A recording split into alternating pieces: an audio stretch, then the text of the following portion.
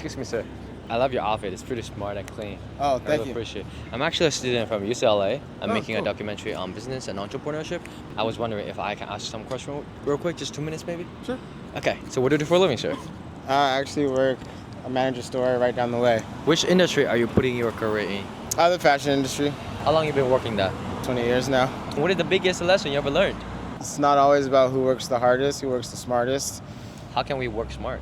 Make sure you plan out your days, your months. Don't wait till the 30th to try and hit your goal. You Uh-huh. should have a plan to do it by Yes. mid-month Yes. so that you're always ahead of the schedule. So never wait until it's time to pay up, basically. Plan ahead, know what your business looks like for the month, the year, have your yearly goals, have your monthly goals, and know how you're gonna set them out. Do you have any words or any suggestions you want to share with the younger generation who want to make money like you do? School is still very important. Don't let anybody tell you otherwise.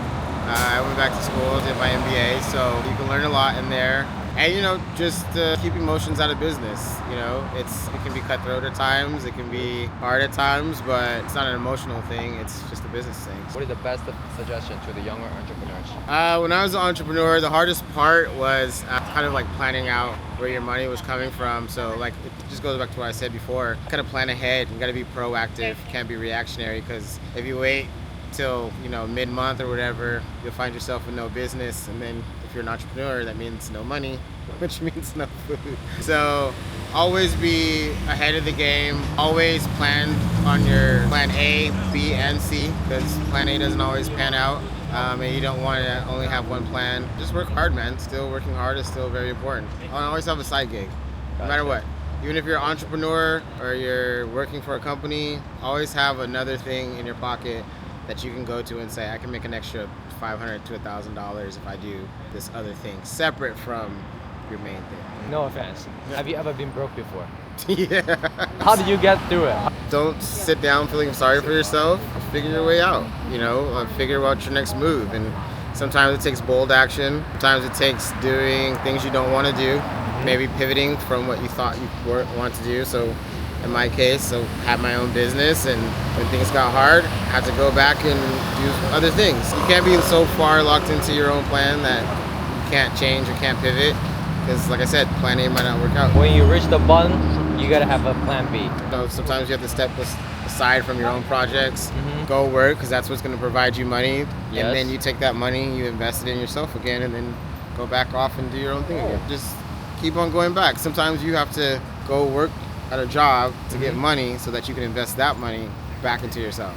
So it's not a failure if you have to find yourself as an entrepreneur and then go back to work, because you can always go back. Entrepreneurism never ends. Some people start their own business at 50, 60 years old. So Yes. just because you have a minor setback doesn't mean you're done being an entrepreneur. It just means you have to find a new route. What are the best financial or investment suggestions you ever received? 10% of your paycheck goes into an account no matter what. You never see it. Just 10%. I don't care how Just much you save it. make. I don't care if you make $100 or $5,000. You make $100, $10 goes into the savings. You never see it. If you make $50,000, then you're gonna put that $5,000 in the bank. You're just gonna leave it. No matter what, 10%. That's what you call paying yourself.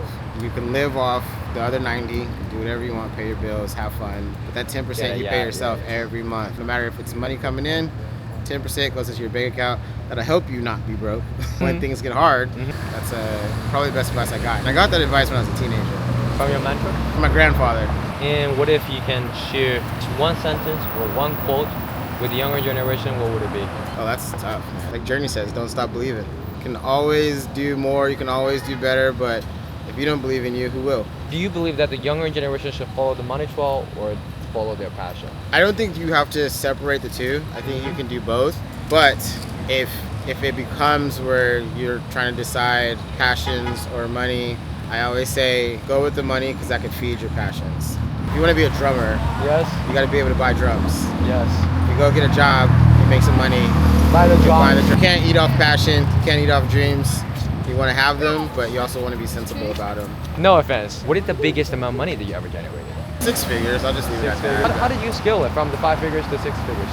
Just honestly staying on the grind. Every time I hit another notch, I learned everything I could, and then I just set another benchmark. And just, you want to set short-term goals and long-term goals, every time you reach one of those goals, you knock them off and say, okay, so what's the next one? So if you're making 5 figures right now and you want to cross over to 6, start making your plan while you're making 5 figures. How are you going to get there? What does it take? You need to go back to school. That's what I did. What is it that you need to do to get there?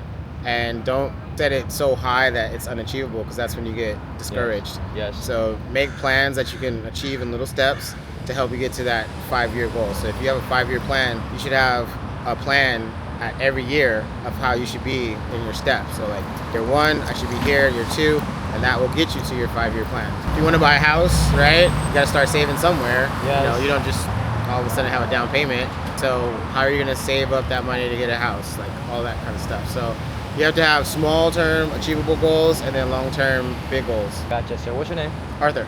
Arthur. I'm Jackson. Jackson? Nice to meet you, sir. Good luck. Good luck. Your words are really phenomenal.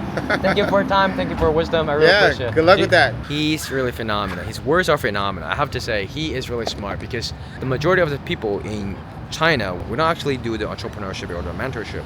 But he said, entrepreneurship is not just a job. It's endless. Once you start it, you have to finish it up for your entire life. And also he mentioned about you have to have plan B, your backup plan. Once there's something emergency, something accident happen, you have to have your plan B. And also, I love the way he tell people, he teach people how we can invest.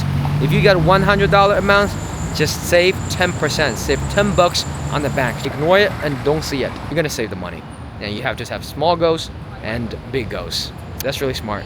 If you love the way how I teach you, if you love the way how we learn entrepreneurship, about business and about life, hit the like button, and also you can follow me, and there are more attractive videos for you guys. Let's keep going.